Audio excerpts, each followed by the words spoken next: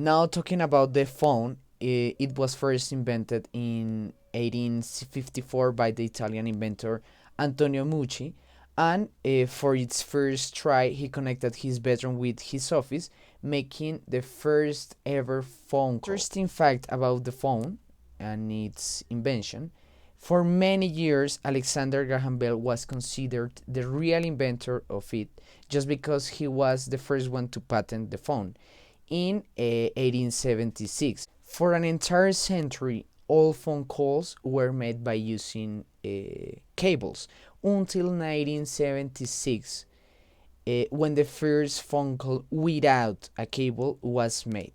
This was possible thanks to the research of Martin Cooper, an engineer from Motorola, and by using all new devices developed exclusively for the phone, he could make the first phone call in the history without using a cable, opening the boundaries of cell phones, of today's cell phones, and a total integrated communication in today's society. Now, talking about the computer, we cannot say who actually invented it because it was possible thanks to the work, applications, and research of many people through the second half of the 20th century. Today, we recognize like as the first ever model, the Colossus, an immense machine designed by Alan Turing and his team to decodificate the Enigma code, a way of communication used by Nazis during the Second War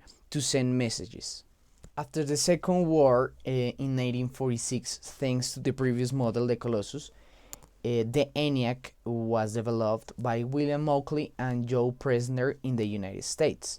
It was a machine, kind of a huge calculator, designated to solve like complicated mathematical problems applied to different fields of research like engineering and so on. During the decade of the 1950s, transistors were first used in these huge mathematical machines.